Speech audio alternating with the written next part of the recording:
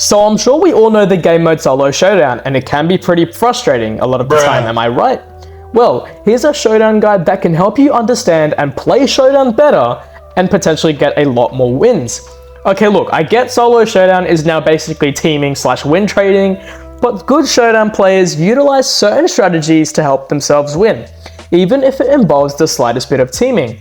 But with this guide, I'm going to try and help you play Solo Showdown better without having to team. Alright, so a good strategy to use when playing Showdown is actually a strategy to use before you even play a match, and this is called observing the map. Before you even play Showdown, observe the map. If you have closed maps such as Double Trouble, Cavern Churn, or Stormy Plains, then you would want to play those kinds of brawlers that have a short to medium range, or potentially throwers if so. The reason being is that these maps don't have much space to linger around, as there would be walls that kind of narrow down the space, which is good for throwers too, as they can also hide behind walls and farm their super like that. With those medium to short range brawlers, they don't require as much space and can have that easy range to deal damage to brawlers. Whereas if you play longer maps such as Dune Drift or Dark Passage, then you'd want to opt for more longer range brawlers such as Piper or Leon, as they have enough space to shoot and can easily deal more damage in longer range maps, as they can easily outrange a lot of brawlers, especially as those ones with short range and throwers, because throwers don't have as many walls to hide behind. Alrighty, so this next strategy sounds a bit weird, but once I get to the point, you'll understand it. So this strategy is called gaining power and keeping a high status. What I mean by this is that you should have enough power to make people not want to target you as much. This strategy is sort of divided into different stages. Whenever you spawn, don't think about rushing into the middle as often. In fact, think about it barely, because a lot of brawlers rush in the middle and you don't really want to involve yourself in that because you could potentially get yourself killed. To elevate your status in real life, you must work to do so, right? That's exactly what you should do inside of the game. Use the power cubes around your spawn point to gain some power, and if you don't end up having enough, then use enemies that you can easily counter, otherwise called a brawler with lower status, to boost your power further. You should do this regardless of how much power you have.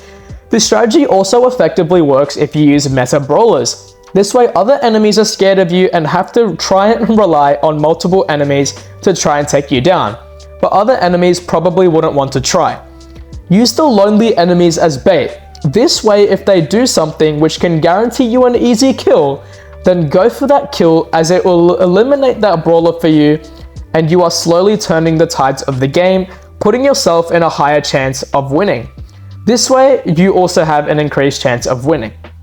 Okay, so now this is the final strategy that you can use to play Showdown effectively and get better. This is sort of partly linked with the strategy previously, but still, let me explain.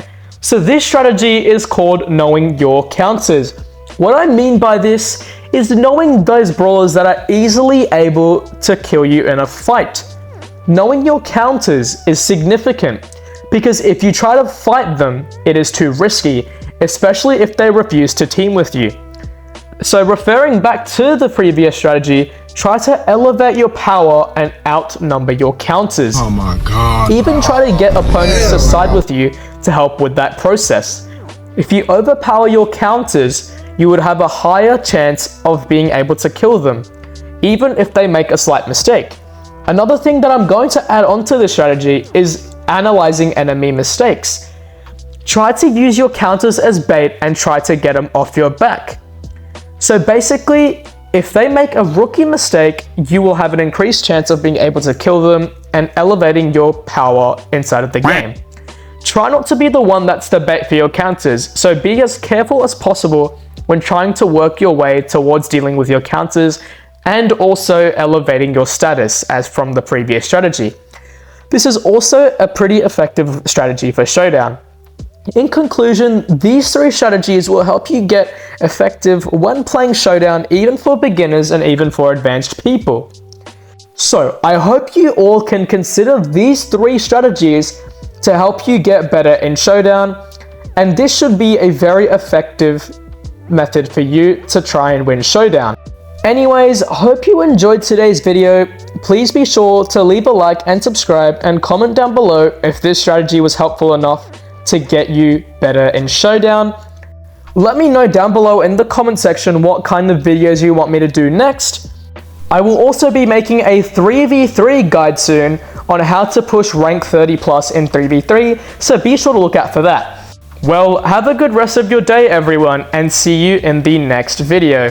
Peace out. I become so numb.